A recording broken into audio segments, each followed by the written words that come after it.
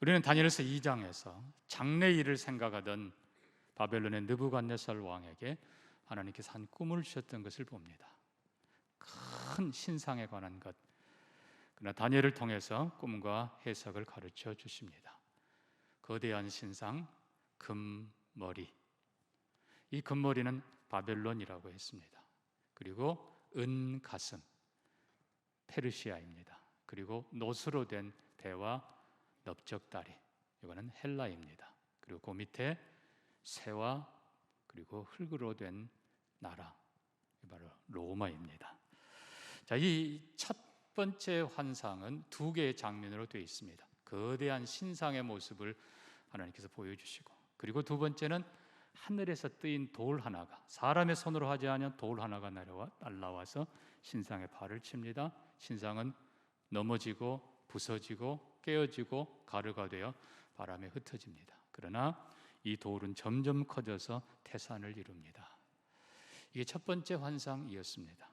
이제 오늘 읽은 다니엘서 7장에 하나님께서는 그 느부갓네살의 꿈과 해석을 알려주셨던 그 하나님께서 다니엘에게 또 한 번 환상을 보여주십니다.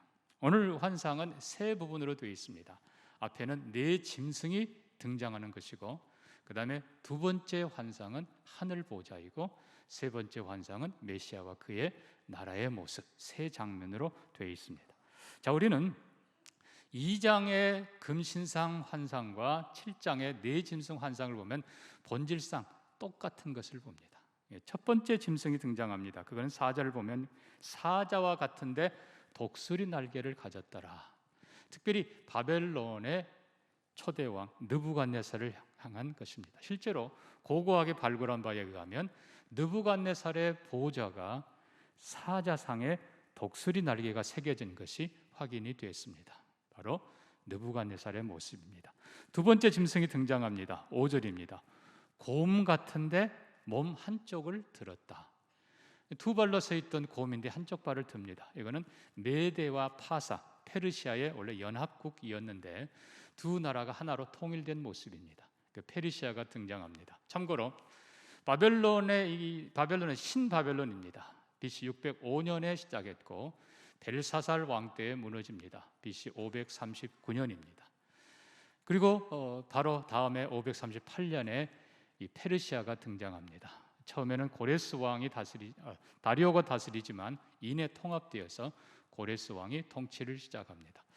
이 페르시아는 곰으로 표현되고 성경 보면요, 많은 물고기들을 먹는 걸로 되어 있습니다. 많은 고기를 먹으라.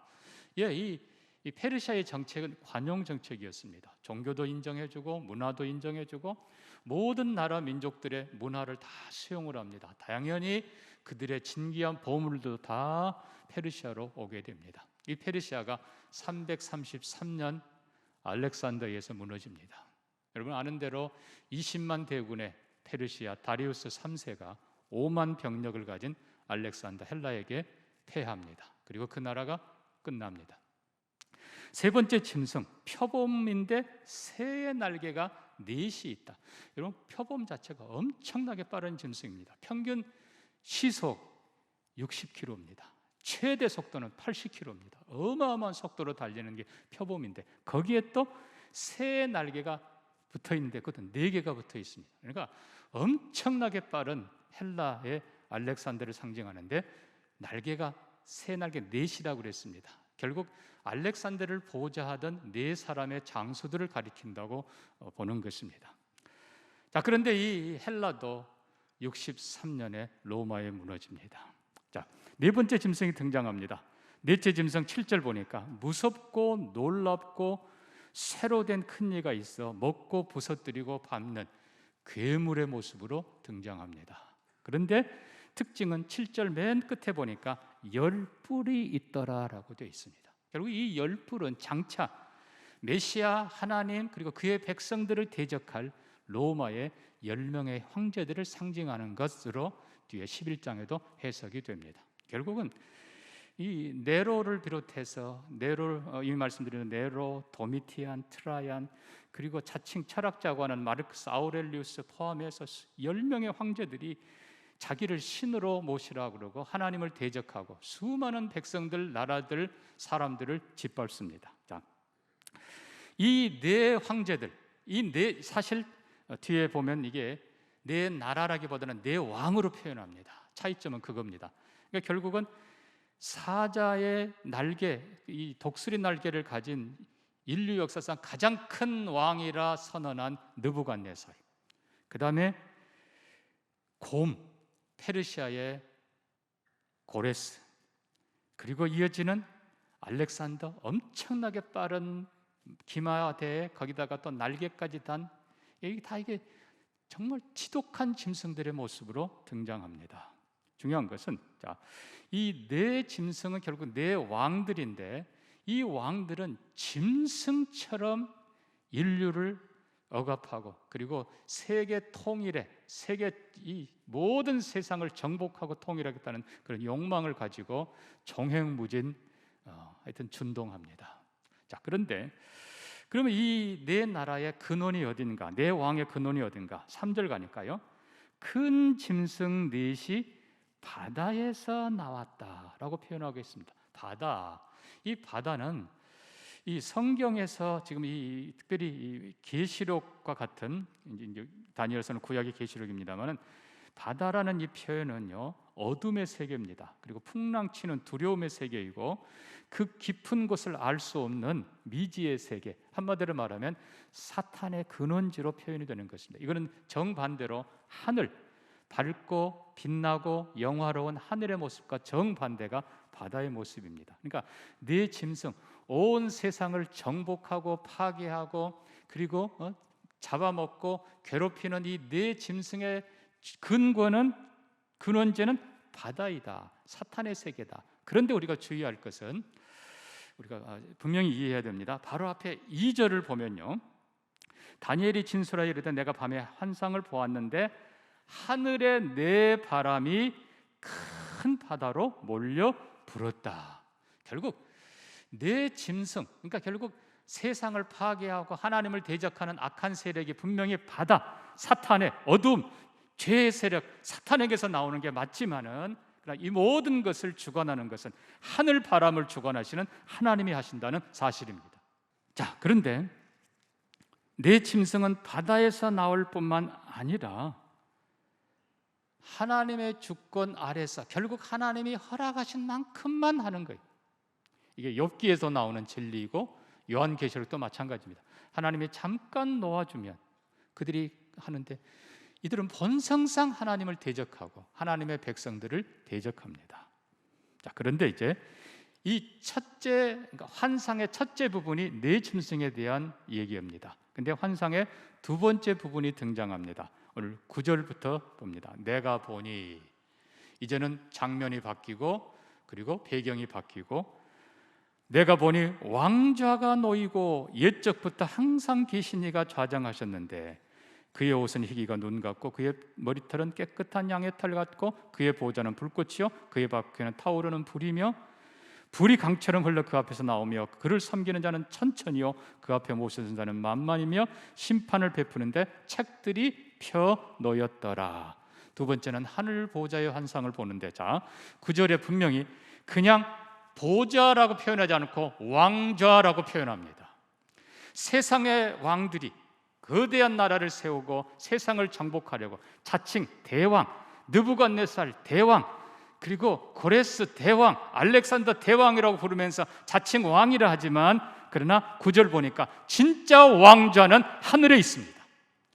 그 왕의 보좌에 앉으신 이가 영원부터 계신 하나님이십니다. 그분은 옷이 희기가 눈 같고 머리털이 깨끗한 양털 같고, 그분은 순전한 분이시고 완전한 분이십니다. 거룩한 분이십니다. 그리고 그분은 항상 옛적부터 항상 계셨던 영원한 분이십니다. 그리고 그의 보좌가 불꽃이요 바퀴가 불타오르고 불이 강처럼 흐르는, 그분은 능력의 하나님이십니다. 그뿐만 아니라 그 앞에는 섬기는 자가, 천사가 천, 여러분 1000 곱하기 1000이면 100만입니다. 그리고 모셔선 자 1000군이 만만입니다. 1억입니다. 어마어마한 숫자를 거느리시고 통치하시는 전능한 하나님이십니다. 자, 그래서 우리는 이 두 개의 역사를 보면서 세상은 왕들이 다스린 것 같습니다. 이사야 6장도 보면은 우시야 왕이 죽던 때에 내가 보니, 성전에 기도하러 간 이사야에게 하나님께서 하늘의 환상을 보여주십니다. 하나님께서 높은 보좌에 앉으셨는데 그 옷은 땅에까지 내려오고, 그리고 그 앞에 천사들이 하나님을 찬양합니다. 거룩하다, 거룩하다, 거룩하다. 여러분, 우시야 왕은 유대를 강성하게 했던 큰 왕이었습니다. 근데 이 왕이 죽습니다. 이스라엘 백성들은 이제 두려워합니다. 미래가 어떻게 될 건지, 우리가 누가 왕이 되고 어떻게 될지. 그때 하나님께서 기도하는 이사야에게 하늘의 환상을 보여주십니다. 우시야는 죽지만 하늘의 하나님은 영원히 살아 계셔서 이스라엘과 온 세상을 다스리십니다. 또 역대하 18장도 보면 두 개의 보좌를 우리가 봅니다. 역대하 18장에는 유다 왕 여호사밧과 그리고 이스라엘 북방 왕 아합, 그 악한 아합이 동맹을 맺고 길르앗 라못을 탈환하기 위해서 연합 작전을 펴옵니다.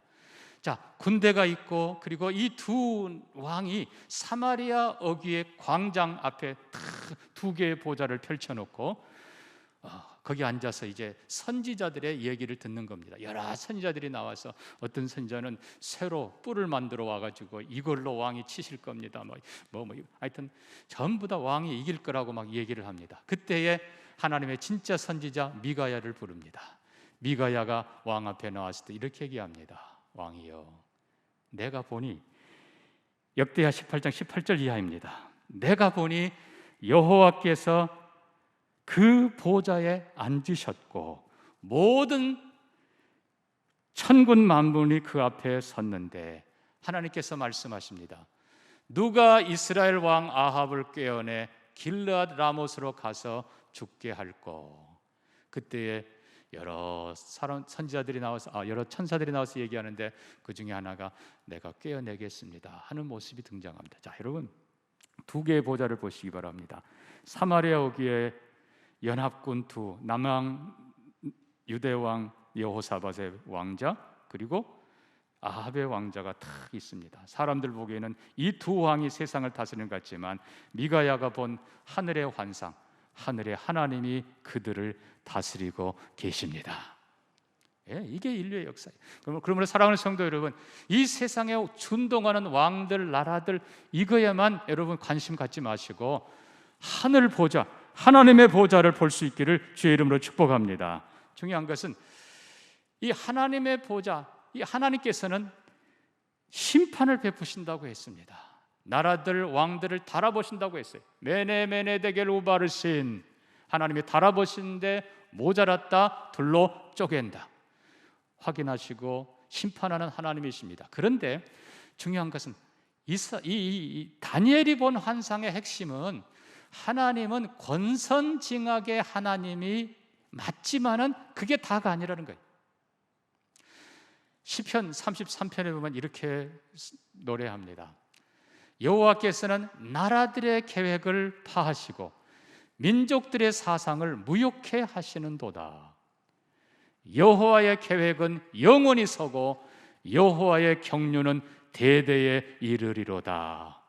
하나님께서 각 민족들 서로 열강을 차지하고 더 많은 보배를 차지하고 더 많은 땅을 차지하려는 열강들의 계획을 다 무너뜨리시고 하나님의 계획을 영원히 세우십니다. 그 계획이 바로 메시아를 보내고 그의 나라, 영원한 나라를 세우는 것입니다. 그래서 지난번 다니엘서 2장에 나오는 그 예언 때도, 환상 때도 하늘에서 날라온 한 돌이 신상을 깨뜨리고 신상은 무너지게 하고 대신 태산을 이룬 모습을 기록합니다. 오늘 이 다니엘서 7장에도 세 번째 환상의 세 번째 부분이 등장합니다. 바로 13절입니다.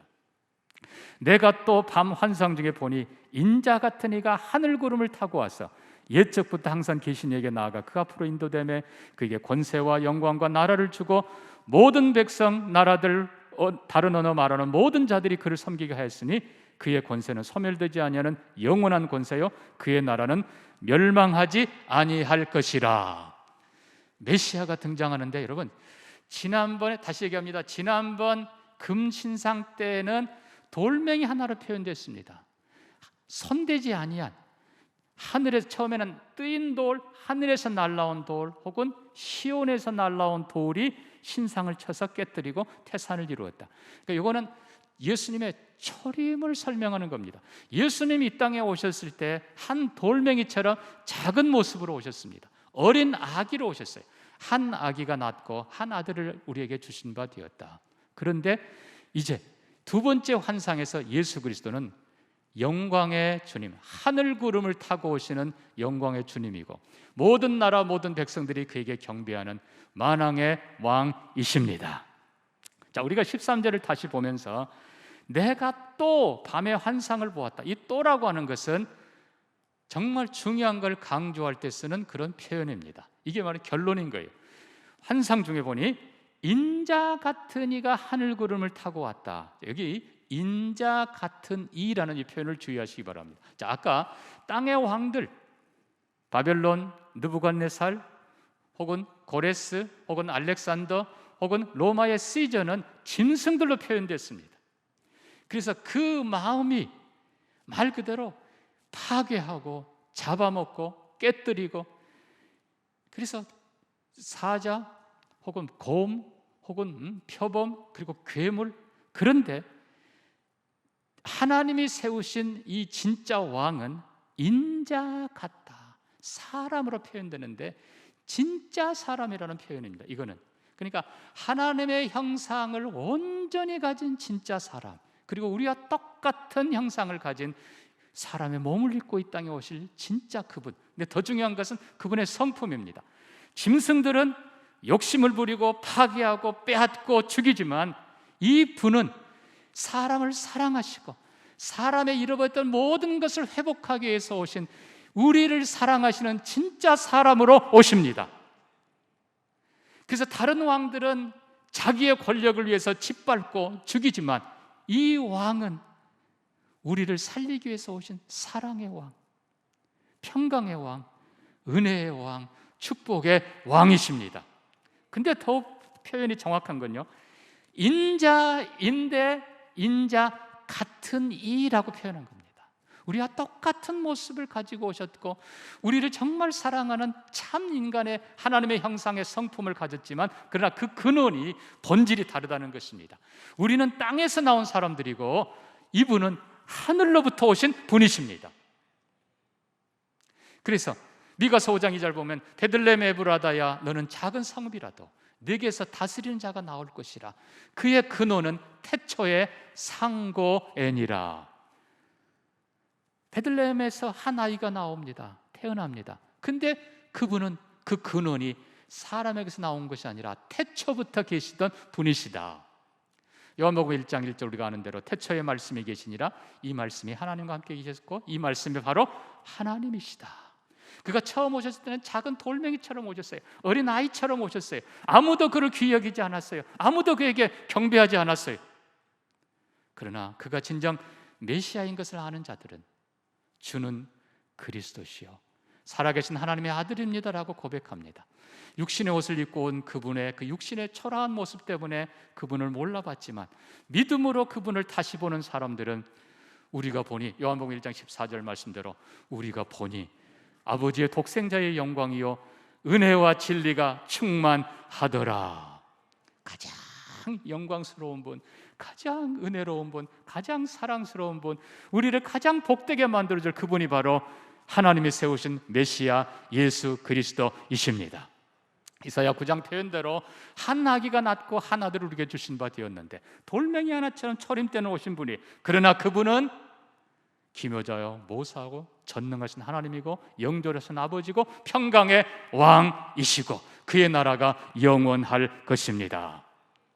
이게 지금 이 다니엘이 본 두 번째 환상인 것입니다. 자, 그런데 더욱 놀라운 것은 17절 보면요, 내 큰 짐승이 세상에 일어날 내 왕이라. 아까 말씀드린 것처럼 나라라기보다는 내 왕, 느부갓네살, 고레스, 그리고 알렉산더, 그리고 시저의 모습입니다. 그런데 그들이 세상을 차지하기 위해서 준동하고 짓밟고 파괴하고 심지어 하나님의 백성들까지, 유대인 포함해서 하나님의 백성들을 괴롭히지만 18절, 지극히 높으신 이의 성도들이 나라를 얻으리니 그 누림이 영원하고 영원하고 영원하리라. 결국은 그 왕들이 세상을 누빈 것 같지만 결국 그 왕들은 다 사라지고 우리를 위해 죽으시고 부활한 전능의 왕 예수 그리스도만이 영원히 살아계시고 영원히 통치하시고, 지금도 세상 나라들이 하나님의 백성들을 괴롭힙니다. 이게 신약의 역사예요. 온 세상을 정복하기 위해서 칼을 든 이슬람의 마호멧이 준동하고, 또 징기스칸이 온 세상을 짓밟고 다니고, 나폴레옹이 휘젓고 다니고, 그리고 히틀러가 온 세상에 난리를 쳤지만은 그러나 그들은 다 사라집니다. 오직 예수 그리스도와 그의 나라만이 영원할 것입니다. 근데 우리가 다니엘서 10장으로 가보면은, 자, 오늘 이 7장에서는 그냥 그 메시아의 모습이 인자 같은 이 이렇게만 돼 있어요. 근데 10장에 조금 더 그분이 더 구체적으로 표현이 됩니다. 자, 10장 5절입니다. 그때 내가 눈을 들어 바라본 적 한 사람이 세마포 옷을 입었고 허리에는 우바스 순금띠를 띠었더라. 그의 몸은 황옥 같고 그의 얼굴은 번갯불 같고 그의 눈은 횃불 같고 그의 팔과 발은 빛난 놋과 같고 그의 말소리는 무리의 소리와 같더라. 다니엘에 배웠던 한 사람의 모습이 나타납니다. 어떤 사람은 이게 천사다라고 표현하는 사람도 있고, 또 어떤 분은 이분이 바로 메시아다라고 표현하기도 합니다. 자, 우리가 중요한 것 확인합니다. 요한계시록 1장 13절 이후에 사도 요한에게 예수님이 친히 자신을 보이시고 계시하시고 명령하시면서 그 모습이 기록됩니다. 요한계시록 1장 13절, 촛대 사이에 인자 같은 이가 발에 끌리는 옷을 입고 가슴에 금띠를 띠고 그의 머리와 털은 희기가 흰 양털 같고 눈 같고 그의 눈은 불꽃 같고, 계속해서 보면 그의 발은 빛난 주석 같고 그의 목소리는 많은 물소리 같으며. 어떻습니까? 똑같은 분입니다. 학자들은 다니엘서 10장에 나오는 분에게는 메시아라는 표현이 없다, 오히려 이거는 천사라고 해야 맞다. 여러분, 중요한 건요, 그분에 대한 구체적인 묘사가 중요합니다. 이미 말씀드린 대로 그분의 얼굴이, 그분의 눈이, 그분의 발이, 그분의 모습, 하얀 세마포 그리고 순금띠를 띠신 바로 그분이, 다니엘서 10장에 등장한 그분이 요한계시록 1장에 등장한 그분과 똑같다는 것입니다. 자, 그러면 우리가 성경의 표현을 좀 살펴볼 필요가 있습니다. 출애굽기 3장에 보면 하나님께서 모세를 시내산 불꽃 가운데서 부르십니다. 모세야, 모세야. 거기 그 과정을 보면요, 네 발에 신을 벗어라. 너는 가서 내 백성 바로에게 내 백성을 내보내라 명하고 내 백성을 이끌어 여기로 데려오라. 명령하신 그 하나님의 주어가 어떨 때는 주라고 돼 있고 어떨 때는 주의 사자라고 돼 있습니다. 말라기 3장 보면 지난번 말씀드린 대로 작은 성전, 스룹바벨이 재건한 성전, 솔로몬의 성전에 비하면 훨씬 초라한 그 성전의 나중 영광이 더 크리라. 왜냐하면 이 전에 너희 주가 호련히 임할 것이라. 자, 그때 주가 임한다라는 이 표현을 어떨 때는 주어가 주로 돼 있고요, 어떨 때는 주의 사자라고 돼 있습니다. 같은 바로 이어서 나온 문장이에요. 주가 임하신다, 언약의 사자가 임하신다. 자, 그럼 어떻게 우리 해석합니까? 실상은 지금 우리가 오해하는 것이지 옛날에는 아무 문제가 없었어요. 자, 제가 설명드립니다. 한 왕이 전쟁에서 승리하고 돌아온 장군에게 큰 선물을 준다고 생각합시다. 그러면 왕이 장군을 앞에 세워놓고 칭찬하고, 그리고 이거를 이제 그 금덩이 하여튼 선물이라고 합시다. 이 선물을 직접 줄 수도 있습니다.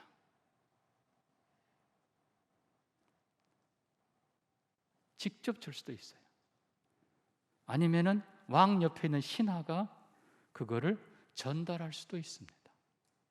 그러면 자, 그 상을 받는 장군의 입장에서는 자, 이 보물, 이 상급을 왕이 준 겁니까? 신하가 준 겁니까? 아무 차이가 없어요. 왕이 준 거예요. 신하를 통해 준 거예요. 주와 주의 사자 아무 차이가 없어요. 본질상 같은 분입니다. 다니엘이 보았던 인자 같은 그분, 하얀 깨끗한 세마포를 입으신 거룩한 분, 금띠를 두르신 그분, 그 몸이 황옥 같은 그분, 그 눈이 불꽃 같은 그분, 그 발이 빛난 주석처럼 강한 그분, 그 목소리가 많은 물소리 같은 바로 그분이 메시아 예수 그리스도이십니다. 사랑하는 성도 여러분, 결론의 말씀을 드립니다. 지금도 세상의 왕들이 준동합니다. 그러나 우리는 그들에게 휩쓸리지 않고 고개를 들어 하늘의 영광의 보좌를 바라보시기를 바랍니다. 우시아는 죽었지만 하나님은 영원히 살아계셔서 세상을 다스리십니다. 심판하십니다. 근데 그 하나님께서는 하나님의 계획을 이루십니다. 그것이 메시아를 세우고 그 나라를 영원히 세우는 것입니다. 그 메시아가 바로 초림 때는 돌멩이 하나처럼 작은 모습으로 오신 예수, 그러나 재림 때는 하늘 구름을 타고 오실 것입니다. 마지막 시대에도 또 한 번 왕들이 준동하며 열불, 로마의 열 황제가 하나님을 대적하고 메시아를 대적하고 하나님의 백성들을 괴롭혔던 것처럼 그런 세상이 또 한 번 올 것입니다. 그러나 18절 말씀대로 그러나 예수 그리스도 메시아와 지극히 높으신 이와 그의 성도들이 마침내 승리하고 영광의 나라를 얻게 될 것입니다. 그냥 얻는 정도가 아니라 그 누림이 영원하고 영원하고 영원하리라. 우리가 영원한 승리와 영원한 영광에 동참하게 될 것입니다. 마지막 시대를 사는 사랑하는 성도 여러분, 고개를 들어 하늘 왕좌를 바라보시기를 바랍니다. 거기 계신 그분께 영원한 경배를 드리며 그분이 세우신 우리를 지극히 사랑하신, 이제 그분이 어떻게 이 보좌, 이 통치권을 얻는가를 제가 다음 주에 설명하겠습니다. 모든 시련, 고난 이겨내고 영광의 승리자로 서신 그분, 모든 나라 백성 방언들이 섬기게 될 메시아, 우리를 지극히 사랑하신, 우리를 닮은 바로 그분 예수 그리스도를 바라보며 최후에 승리할 것을 믿으면서 오늘도 그리스도와 함께 나아가는 여러분 되기를 주의 이름으로 축복합니다. 말씀 기억하면서 같이 기도합니다. 세상은 왕들이 다스리는 것이 아니라 하늘 왕좌에 하나님이 계십니다. 하나님이 다스리는 줄 믿습니다. 나는 무슨 일이 있어도 하나님만 예배합니다. 바른 예배자로 서시기를 바라고, 처음 오신 예수님 돌멩이처럼 작은 존재로 오셨지만, 어린아이로 오셨지만 이제 다시 오실 주님 하늘 구름을 타고 영광의 왕으로 오실 것입니다. 아멘. 주 예수여 오시옵소서. 우리가 이 신앙을 가지고 성탄절을 맞이하시기를 바랍니다. 같이 기도합니다. 하나님 아버지, 인간의 왕처럼 신처럼 온 세상을 정복하려 하나 마침내 무너질 것을 믿습니다. 하늘의 하나님만이 온 세상을, 모든 인류를, 역사를 통치하는 줄 믿습니다. 하나님이 세우신 영원한 왕 메시아, 옛적에는 작은 돌처럼 어린아이로 오셨지만 이제 하늘 구름을 타고 영광 중에 다시 오실 것을 믿습니다. 메시아와 그의 나라가 영원할 것을 믿습니다. 하늘에 계신 하나님을 섬기며 메시아와 함께 모든 환난도 시련도 이겨내고 영광의 나라에 동참하도록 우리 모든 성도들을 축복하여 주옵소서. 예수님 이름으로 기도합니다. 아멘.